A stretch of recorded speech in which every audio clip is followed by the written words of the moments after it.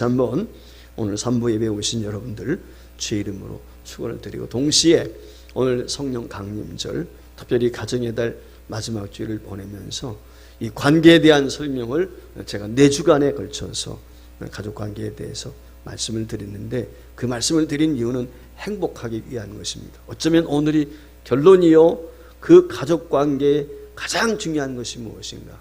그것은 바로 성령 충만입니다. 그래서 성령 충만한 저와 여러분의 가정이 되시기를 주의 이름으로 축원을 드립니다. 이 오늘 본문 말씀은 가이사라의 오순절이다 라고 하는 이런 별칭이 붙어질 정도로 아주 교회사에 있어서 아주 중요한 의미를 갖는 그런 성령의 역사입니다. 그 이유가 있습니다. 그 이유는 뭐냐면 첫 번째 이유인데, 성령 강림의 대상이 유대인에게서 이제는 이방인에게로 옮겨갔다는 것입니다. 유대인들만의 전유물처럼 여겼던, 그들만이 구원의 대상이라고 여겼던, 자신들만이 선민이라고 여겼던 이 유대인들이 사도행전 2장에 보면 성령의 충만한 은혜를 받지 않습니까? 그 이후에도 역사하는 것을 우리가 자세히 볼 수가 있지만, 특별히 예수님께서 승천하실 때 제자들이 예수님께 질문하는 것이 있습니다. 그것이 무엇이냐면, 이스라엘 나라 회복이 어느 때입니까? 즉 예수님이 재림할 날, 그날 오시면 이스라엘 회복된다고 그랬는데, 그 이스라엘 회복이 언제입니까? 그러니까 그들의 의식 속에는 이스라엘만 있는 거죠. 이방에 대한 생각은 없는 거죠. 그런데 오늘 여기 고넬료의 가정에서 성령의 강력한 역사가 있었다는 이 사건이 새로운 교회사의 전환점이 되는 것입니다. 동시에 이 고넬료 가정의 성령의 임재를 통해서 성령님이 임하게 될 때 어떤 방식으로 어떻게 임하는가라고 하는 것을 우리에게 가르쳐주고 있어요. 사도행전에 보면 4번에 걸쳐서 성령의 강력한 역사가 기록이 되어 있습니다. 그 중에 맨 먼저는 사도행전 2장이죠. 마가의 다락방에 모여서 120문도가 기도하게 되었을 때 성령의 충만한 은혜를 받아. 즉 이 말의 의미는 뭐냐면 기도할 때 성령 충만을 받는다는 거예요. 그리고 두 번째는 사도행전 8장에 보면 사마리아 지역에 가서 빌립을 중심으로 해서 복음을 전하게 될 때 그 이야기를 듣고 주의 사도들이 예루살렘에서 내려와가지고 그들에게 안수하게 될 때 성령의 충만한 임재를 경험하게 됩니다. 그리고 세 번째가 오늘 본문에 나와 있는 사도행전 10장, 오늘 고넬료의 가정에 성령이 임하는 역사인데, 이때는 말씀을 들을 때 성령이 임하게 되는 것을 알 수가 있어요. 그리고 네 번째가 사도행전 19장에 나오는 예배소 교회입니다. 예배소 지역에 가서 복음을 전하게 되었을 때 바울 사도가 안수함에 성령이 임했다라고 기록이 되어 있습니다. 그러니까 이 성령이 임하게 될 때 여러 방편을 통해서 하나님이 우리에게 성령을 부어주신다라고 하는 것을 성경을 통해서 우리가 알 수가 있습니다. 특별히 이방인이 되었던 유대인이 되었던 백인이 되었던 흑인이 되었던 누구나 할 것 없이 성령에 임하는 이 역사의 방법은 동일하다는 사실인 것입니다. 자, 오늘 여기 본문에 소개되고 있는 고넬료라고 하는 사람은 잘 아시는 것처럼 로마인이지요. 백부장입니다. 군인입니다. 그러니까 자기 수하에 100명의 군대를 거느린 지휘관이죠. 어떻게 보면 초급 지휘관과 같다, 그렇게 이야기할 수가 있는데, 이 사람의 특징이 있어요. 이방인임에도 불구하고 하나님을 믿습니다. 그래서 성경에는 이 사람에 대한 소개를 경건하다, 그렇게 이야기를 하고 있어요. 경건하다는 말의 의미는 종교성이 많다 그 말이죠. 하나님을 경외하는 마음이 있는 사람, 동시에 하나님을 경외하는 것으로 끝나지 않고 이 사람의 특징이 뭐냐? 경건을 실제적으로 옮기는 사람, 실천하는 사람. 경건을 실제적으로 실천하는 게 뭐냐? 경건의 능력이 있다. 이것은 구제입니다. 구제가 곧 경건이에요. 말로만이 아니는 구제에 앞장서는 사람이었다. 특별히 그는 기도하는 사람이었어요. 그리고 환상을 보는 사람입니다. 한마디로 말하면 은혜가 충만한 사람, 그게 고넬료라고 하는 사람이에요. 어쩌면은 이 고넬료의 현상을 보면 그의 가정에 성령이 충만히 임했다, 이건 당연한 어쩌면 귀결이라고 생각이 됩니다. 최초의 가정에 성령이 임한, 이방인 가정에 임한 그런 복된 가문이 됐다. 그러니까 교회 사적에 얼마나 역사적인 의미가 있습니까? 누가복음 17장에 보면 예수님께서 이 가버나움 시몬의 집에 들어가신 적이 있어요. 음식 초대를 받았어요. 그때 초대받지 않은 불청객이 그 자리에 참여합니다. 한 여인이 참여했는데 이 여인이 자신이 가지고 있던 옥합을 깨트렸어요. 그리고 예수님 머리 위에 붓습니다. 자기 긴 머리를 풀어서 부끄러운 줄도 모르고 눈물을 흘려가며 예수님의 발을 씻겨준단 말이죠. 그녀가 이와 같은 행위를 하게 되었을 때 특징 중에 하나가 뭐냐? 그 가정에 향유 냄새가 가득했다. 향기로 가득 찼다라고 하는 것입니다. 저와 여러분이 가정의 달 오늘 마무리하면서 한번 생각해 봤으면 좋겠어요. 여러분 가정에는 어떤 향기가 있습니까? 향기와 비슷한 것이 냄새가 있죠. 냄새는 우리의 눈살을 찌푸리게 하죠. 코를 막게 한단 말이죠. 정말 우리 가정에 향기가 있는가? 예수 냄새가 있는가? 아니면은 세상 썩어지는 냄새만 있는지. 여러분 집에는 향유가 가득해야 돼요. 향유 냄새 나면요 코를 벌렁벌렁하면 더 냄새를 맡고 싶어요. 근데 냄새는요 코를 막아요. 눈살을 찌푸린단 말이죠. 예수 믿는 사람들 가운데 예수 믿기 때문에 세상 사람들 믿지 않는 사람들까지도 야 진짜 저 사람 예수쟁이야 어떻게 보면 가까이 지낼까 하는 사람이 있지만 반대로 예수쟁인데도 불구하고 세상 사람 더 멀리하는 사람들이 있어요. 이유가 뭘까요? 썩어진 냄새가 날 때 그렇죠. 예수 향기가 불신불신. 향기가 있으면 웃음이 있어요. 향기가 있으면 사랑이 가득해요. 성령이 가득한 가정이 될 때 이런 향기가 있는 것입니다. 성령이 가득하면 향기가 가득한 가정이 될 수 있어요. 성령이 가득하면 사랑이 가득한 가정, 성령이 가득하면 웃음이 가득한 가정, 성령이 가득하면 기쁨이 가득한 가정이 될 수 있다는 것입니다. 다시 한번 우리 가정은 무엇으로 가득 차 있는지. 이사야가요 우시야 왕이 죽던 해에 성전에 들어갔습니다. 그 성전에 들어갔더니 안개가 연기가 가득 찼습니다. 여러분 연기라고 하는 것 이건 하나님의 영광을 상징적으로 보여줘. 하나님의 임재의 상징이죠. 오늘 우리 가정에 무엇이 충만한지, 고함 소리가 충만하지는 않는지, 혼내는 소리가 충만하지는 않는지, 온통 세상 얘기, 돈 얘기로 충만하지는 않는지, 우리 가정에 부부가 모이든 자녀들이 모이든 형제가 모였을 때 무슨 얘기로 가득 차 있는지, 성령을 초청하고 성령의 임재를 기대하고 저와 여러분의 가정이 성령 충만한 가정이 될 수 있기를 주의 이름으로 축복합니다. 21세기는요 영성시대예요. 감성시대란 말은 더 나아가서 영성시대라고 저는 바꿔 말하고 싶어요. 따라서 성령의 체험은 이 시대에 매우 중요한 것입니다. 여러분 현대를 대표하는 것이 무엇이겠습니까? 과학과 기술과 지식과 정보와 이런 것들 아닙니까? 근데 사실 이런 것들은 다 어떤 것들입니까? 개인의 가정과 사회 영성이 어떻게 보면 출렁이는 그런 바닷속에 우리가 살고 있다고 해도 틀리지 않아요. 우리 기독교뿐만이 아니라 거짓 종교인 다른 종교에도 영성은 다 있어요.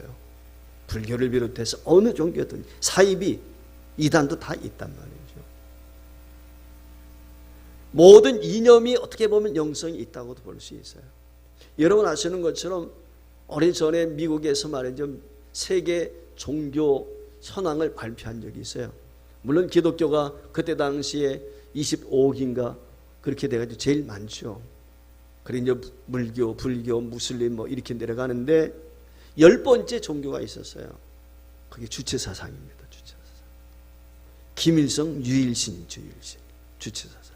이게 2천만이니까 10번째 해당이 됐어요. 세계 종교 가운데. 즉 이 말의 의미는 뭐냐면 북한에도 영성이 있어요. 근데 그 영이 뭐예요? 사악한 영이죠. 마귀의 영이란 말이에요. 세상을 악한 영이 지배하고 있다 이 말이죠. 이런 상황 속에서 우리에게 중요한 것이 무엇입니까? 건강한 영, 하나님의 영, 구별된 영이 우리에게 필요한 것입니다. 이 영이 충만해야 돼요. 이 영성인 시대에 우리의 가정이 우리 개인적으로도 우리 교회도 성령 충만한 가정. 이게 어떻게 보면 이번 코로나19 사태를 통해서 다시 한번 점검해 보면서 느끼는 것 중에 하나가 뭐냐면 성령의 사람이 되어야 된다. 성령 충만한 사람. 그런 의식을 자꾸 갖게 돼요. 자, 그러면 오늘 여기 임한 성령의 역사를 통해서 우리가 교훈 얻는 것이 무엇이냐? 첫 번째, 서두에서 말씀을 드린 것처럼 이방인 가정에 성령이 임했다는 데 큰 의미가 있는 것입니다. 오늘 말씀에 보면 베드로가 이 말을 할 때 성령이 말씀 듣는 모든 사람에게 내려왔다, 그렇게 말씀을 하고 있어요. 즉 이방인 고넬료의 집에 있던 모든 사람들이 말씀을 듣고 있는데 성령 강림했다 라고 하는 것이죠. 이방인에게 첫 번째 임한 성령 강림입니다. 그러니까 이 고넬료의 가정은 성령 강림의 새로운 전기점이 된 것입니다. 오늘 여기 45절 말씀에 보면 베드로와 함께 온 할례 받은 신자들이 이방인들에게도 성령 부어주심을 논란이 그래. 자, 여기 할례 받은 신자들이 누구예요? 할례는 누가 받아요? 유대인이죠. 즉 이 사마리아 지역을 비롯해서 전 세계로 복음이 확산되어져 갈 때 오늘 이 고넬료의 가정에 베드로가 초청을 받아 왔는데 누구와 같이 왔어요? 유대인이 같이 왔다는 말이에요. 할례 받았다는 말의 의미는 유대 교회에서 개종한 유대인 그리스도인, 그들이 함께 예배에 참여. 이 고넬료의 가정 방문하게 될 때 베드로 혼자만이 간 것이 아니고 그를 따라들은 제자들, 즉 유대인 제자들이 함께 갔다는 것이죠. 저들은 하나님 신앙은 유대인들만이 가지고 있는, 자기들만이 누린 특권이라고 생각했어요. 그랬는데 이방인에게 오늘 성령이 임했다는 거예요. 특별히 오늘 말씀에 보면 성령을 부어주셨다. 얼마나 성령의 강림이 대단했으면 부어주셨다라고 말씀을 하고 있겠습니까? 엄청나게 큰 역사, 그것을 이야기할 때 물부터 부어주시는 거예요. 우리가 잘 알고 있는 것처럼 요엘서 22장 28절에 보면 그의 내가 내 영을 만민에게 부어주리니 너희 자녀들이 장래일을 말할 것이며 너희 늙은이들은 꿈을 꾸며 너희 젊은이들은 이상을 볼 것이라고 그래서 여기 말씀해 보니까 내가 내 영을 만민에게 부어준다는 거예요. 29절 말씀에도 보면 그때 내가 또 내 영을 남종과 여종에게 부어줄 것이며, 그러니까 성령이 임하는 곳에는 구약시대가 되었든지 초대교회가 되었든지 지금도 마찬가지로 부어주시는 거예요. 여러분 성경 말씀 가운데 보면 잠언서 1장 23절에도 내가 나의 신을 너희에게 부어, 내가 하나님이 나의 신 성령님을 너희에게 부어주겠다. 이사야서 29장 10절에도 여호와께서 깊이 잠들게 하시는 신을 너희에게 부어주사. 하나님의 영이지요, 성령. 이사야 32장 15절 말씀에는 필경은 위에서부터 성신을 우리에게 부어주시니, 부어주신다는 거예요. 다 스가랴서도 마찬가지. 스가랴서 12장 10절 말씀에도 보면 내가 다윗의 집과 예루살렘의 주민에게 은총과 간구하는 심령을 부어주리니 라고 말씀을 했어요. 그러니까 성령의 은혜가 임할 때 무슨 단비처럼 보슬비처럼 임하는 게 아니라는 거예요. 소낙비와 같이 임하는 거예요. 여기 부어준다는 이 말의 의미는 뭐냐면 한마디로 말해서 풍성하게 넘치게 준다는 거예요. 그러니까 빗물 받을 때 소낙비 온 것 차고 넘치는 거죠. 성령 충만이라고 하는 것은 뭐냐면 막 넘치는 거예요. 넘치는 거. 그걸 얘기하는 거거든요. 그러니까 성령의 단비를 폭포수와 같이 풍성히 부어주시겠다. 하나님께서 이 성령을 주셨다 하면 감질나게 주시는 것이 아니고 충만하게 주시겠다. 그렇게 지금 성경이 이야기를 하고 있어요. 대표적인 것 중에 하나가 에스겔 선지자가 환상을 보죠. 그 에스겔서 47장에 보면 하나님의 성전에 물이 차기 시작해요. 물이 흐르는데 발목까지 처음에 물이 흘러요. 조금 지나니까 무릎까지 옵니다. 허리까지 옵니다. 가슴. 이제는 물이 헤엄칠 수밖에 없는, 가득하니까 그 성전을 넘어서 물이 흘러 넘쳐가는데 바로 세상으로 향해 가는 거예요. 그때 그 물이 흘러가는 곳마다 죽었던 땅들이 살아납니다. 모든 식물들이 살아나 꽃을 피고 열매를 맺고요. 고기들이 막 살아나게 되는 거예요. 성령님은 이와 같이 살리는 역사를 한단 말이죠. 하나님이 은혜를 주시면 넘치게 주시는 줄 믿습니다. 하나님이 주시는 성령의 임재도 부어주실 만큼 충만하게 우리에게 부어주신 줄 믿습니다. 이방인 고넬료의 집에 성령이 임재했다는 것은 모든 사람, 모든 가정, 모든 민족이 성령을 받게 된다. 성령의 임재, 구원의 역사는 동일한 거예요. 이방인이 되었던, 유대인이 되었던, 헬라인이 되었던, 대한민국 사람이 되었던, 피부나 색깔에 관계없이 어느 민족이 되었던 동일하다. 그걸 우리에게 가르쳐주고, 즉 개인이나 인종이나 차별이 없다. 누구나 성령의 임재를 맛볼 수 있고 누구나 성령 충만함을 받아야 된다는 거예요. 예수님께 와서 큰 믿음을 보였던 사람들이 있어요. 예수님이 길을 갈 때 한 번은 수로보니게 여인이 나옵니다. 자기 딸이 흉악한 귀신에 들려서 자기 딸 고쳐달라는 거예요. 예수님 옷가 만진 여인 있지 않습니까? 예수님 옷가 만진 여인도 있고 그 부스러기 구했던 여인도 있고 그렇지만 이 수로보게 여인 큰 믿음이 있었어요. 구원의 은혜를 경험했어요. 여러분 백부장은 어땠습니까? 자기 신하가 말이죠, 병들었을 때 하나님 앞에, 주님 앞에 나와 은혜를 구하게 되었을 때 말씀 한마디로 고쳐주었단 말이죠. 길 가다가 10명의 한센병 환자 만났어요. 예수님 말씀 듣고 그들이 가다가 다 고침받았어요. 근데 그 중에 한 사람 사마리아인만 예수님께 와서 감사하고 살해했단 말이죠. 복음은 차별이 없어요. 복음은 누구에게나 다 들려주는 거예요. 그래서 바울 사도는 로마서 1장 5절에 보면 그로 말미암아 우리가 은혜와 사도의 직분을 받아 그 이름을 위하여 모든 이방인 중에서 믿어 순종하게 한다.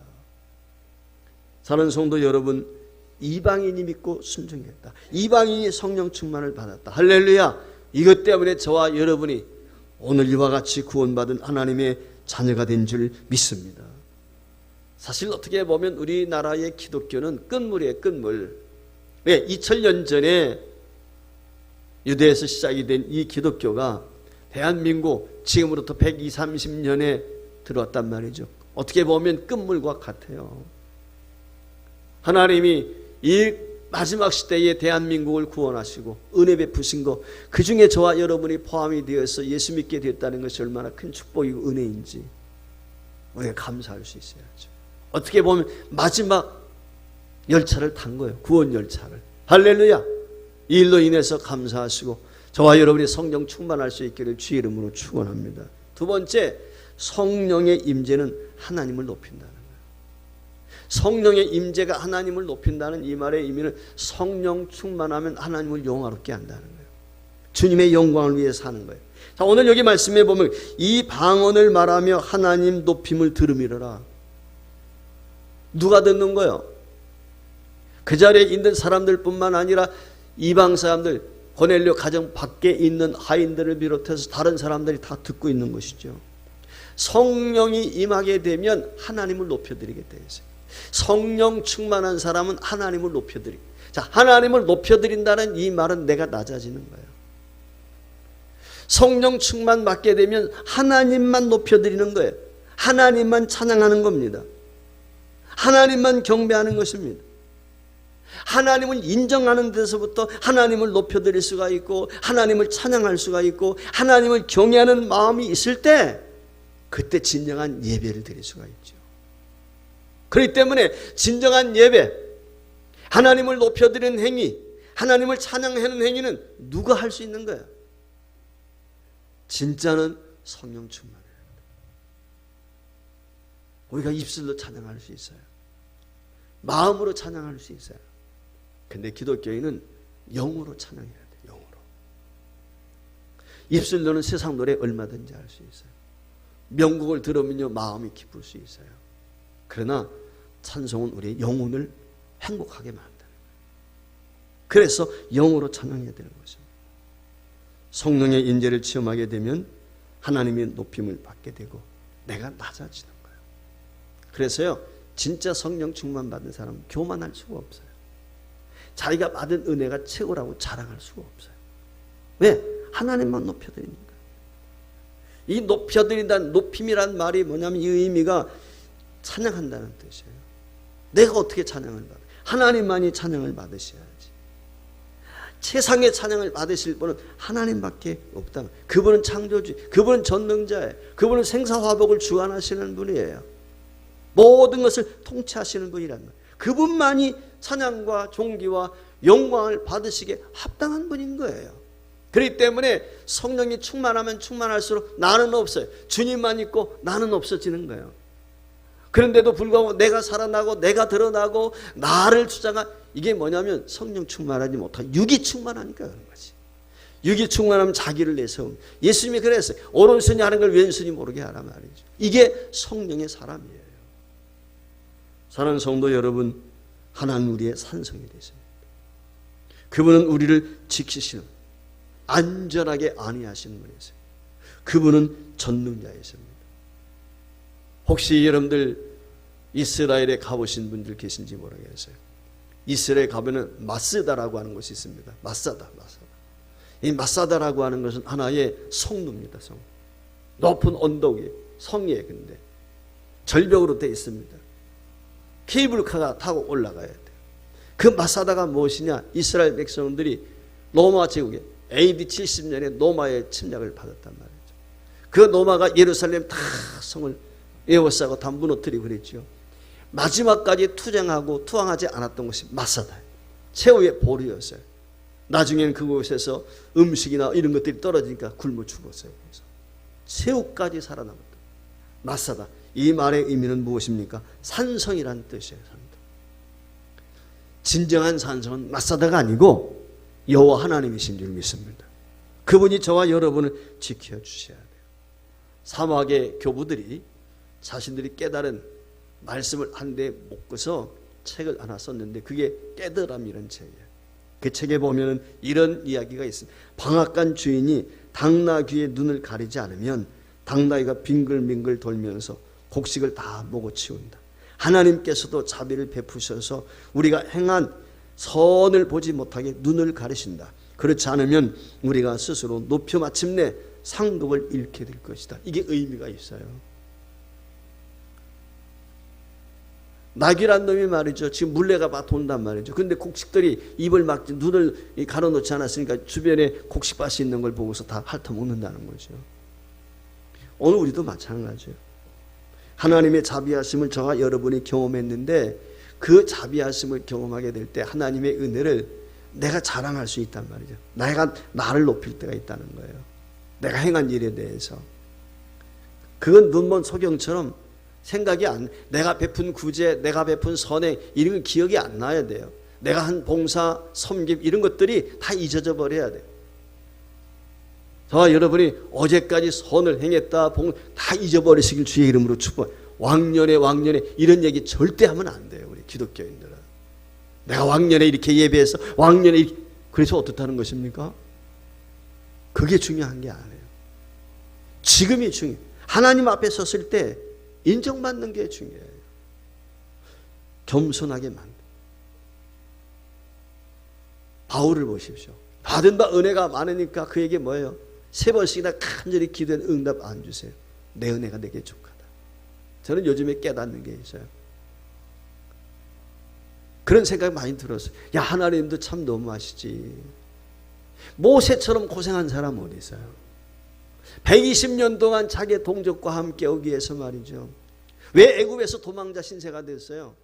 자기 동족 위에서 일하다가 그렇게 됐잖아요. 광야에서 40년 동안 목동으로 지내면서 말이죠. 그랬던 모세 다시 불러가지고 40년 광야에서 방황을 만들어요. 이스라엘 백성들이 얼마나 그를 해하려고 했습니까? 돌로 치려고 했습니까? 온 마음 불평했습니까? 그런데요, 가나안에 못 들어가요. 이게 은혜다. 이게 진짜 은혜다. 만약에 가나안에 들어갔으면 어떻게 될까요? 잘못했으면 모세가 신이 될 수도 있어요. 모세 아마 무덤 만들었을 거예요. 모세 비 만들었어요. 동상 만들었어요. 무슨 동상 요즘에 이게 다 우상이야. 이게 망하는 나라 특징이 뭐냐? 동상이 많아. 기념물이 많습니다. 우상 숭배하는 나라들이. 전 너무 감사하더라고요. 그게 깨달아지니까. 흔적도 없이. 그의 무덤이 어디 있는지도 몰라. 이게 하나님의 나라예요. 이게 저와 여러분이 기억하고 이 땅에서 누려야 될 거예요. 이걸 잊어버리면 안 돼요. 이게 우리에게 상급이에요. 하나님 나라에 갔을 때 이것이 하나님을 높이면 하나님이 우리를 높여주세요. 하나님을 진짜 예배하게 되는 것은 하나님을 높이는 행위예요. 다른 것이 아닙니다. 찬양이 하나님을 높이는 거예요. 저와 여러분이 잘 사는 것이 하나님을 즉 예수쟁이답게 사는 것이 하나님을 높여드리는 거예요. 이게 중요합니다. 우리가 찬양할 때 그런 찬양을 왕이신 나의 하나님, 내가 주를 높이고 영원히 주의 이름을 송축하리이다. 영원히 주를 내가 송축. 하나님 이름만 높여주는 거예요. 전에 어떤 가정을 신방하니까 강아지가 있더라고요. 강아지. 근데 그 강아지가 말이죠, 예배 시간에도 조용해요. 어떤 가정 가면 강아지가 막 짖어대도 예배 힘들 때가 있는데 이 강아지가 이렇게 조용해요. 나중에 예배 끝나고 났더니 권사님이 그러시는 거예요. 우리 집 강아지는요, 찬송도 따로 해요. 기도도 따라하는데, 기도도. 한번 솔직하게 한번 얘기해 보십시다. 여러분 가정에 찬송이 있습니까? 찬송이 있어요? 강아지도요, 찬송소 드림을 알아요. 목사가 신방 가가지고 찬송 열심히 하면요, 들었던 기억이 있으니까 짖지 않아요. 그게 중요한 거예요. 동물도 그런 거예요. 가정의 찬송이 늘 가정에 있다고 생각해. 그 가정 신방하면 개들도 강아지도 찬송 안다고요. 그렇지 않습니까? 늘 들었던 거니까. 저와 여러분이 정말 하나님을 높여드리길 원할 때 우리 가정의 찬송소, 개소리가 아니라 찬송소리로 이게 넘쳐야 돼요. 개가 무슨 하나님의 높이고 하나님을 찬양 아니에요. 우주 만물 모든 것이 하나님이 지으셨어요. 하나님이 역사하시는 거예요. 여러분 돌들도 이야기해요. 돌들도 하나님이. 그런데 무엇을 못하겠어요? 우리가 이 마음을 우리 삶 속에서 늘 찬양하는 자세, 기뻐하고 감사하는, 이게 우리의 습관이 되면 내가 기르는 이 미물들도 따라할 수밖에 없다. 사는 성도 여러분, 엉클 톰슨 케빈이라고 하는 소설을 쓴 스토 부인과 링컨 대통령이 어느 날 만났어요. 그 스토 부 여인을 향해서 링컨이 이렇게 칭찬하고 그를 높여줍니다. 부인을 만나니 정말 반갑습니다. 나는 작가가 아주 강한 장군일 줄 생각했는데 연약한 부인이시, 어떻게 그렇게 위대한 작품을 쓸 수가 있습니까? 하고 칭찬을 막 늘어놓았어요. 그랬더니 이 스토 부인이 천만의 말씀입니다. 그건 제가 영광 받을 일이 아닙니다. 오직 하나님께 사십니다. 그보다도 대통령께서는 남북전쟁을 승리로 이끄시고 평안 나라를 건설하셨습니다. 각하의 공로야말로 영원히 빛날 것입니다. 그러면서 링컨을 축구해 왔어요. 그랬더니 링컨이 그 얘기를 듣고 이렇게 이야기합니다. 나는 단지 하나님의 종에 불과합니다. 나는 아무 힘이나 능력이 없습니다. 오직 모든 영광을 하나님께 돌립니다. 오늘 저와 여러분이 이 마음이 있어야 돼요. 모든 영광 하나님께. 이 의식을 우리가 가져야 돼요. 성령의 사람은 대화를 나눌 때도 하나님을 높이는 거예요. 하나님을 비난하고 비판하고 투정 원망이 아니라 하나님을 높이는 데요. 여러분, 주님께서 우리의 말 다 듣고 계시잖아요. 다 듣는다고 그랬잖아요. 그렇다면 우리가 어떤 말을 해야 되겠어요? 하나님을 높여드리는 말, 하나님을 기쁘시게 하는 말. 사랑하는 성도 여러분, 마가의 집은요, 예루살렘 교회가 마가의 집에서 시작이 되었어요. 여러분, 라오디게아 교회 알죠? 라오디게아 교회는 눈바라고 하는 성도의 집에서 시작이 된 겁니다. 여러분, 빌립보 교회는 어디서 시작이 됐어요? 사도행 16장에 보면 누디아의 집에서 빌립보 교회가 시작이 됩니다. 여러분, 예배소 교회가 어디서부터 시작이 됐을까요? 예배소 교회는요, 아굴라, 브리스길라 부부의 가정에서부터 예배소 교회가 시작이 된 겁니다. 여러분 아시는 이 골로새 교회 빌레몬이라고 하는 사람으로부터 그의 가정에서부터 시작이 됐어요. 고린도 교회 문제도 있었고 어려움도 있었지만 고린도 교회 시발점은 가이오라고 하는 장로님 가정이었어요. 거기서부터 교회가 시작이 됐어요. 한국에도요, 맨 처음에 복음이 들어올 때 가정이었어요. 기도처. 가정에서부터 시작이 됐어요. 사랑하는 성도 여러분, 가정과 교회는 같은 거예요. 저와 여러분의 가정이 성령 충만한 가정. 그래서 하나님을 찬양하고 하나님의 말씀이 살아있고 기도가 역사하고 오늘 고넬료와 같이 환상과 하나님의 능력과 권능을 경험하는 그런 복된 가정들이 될 수 있기를 주의 이름으로 축원을 드립니다.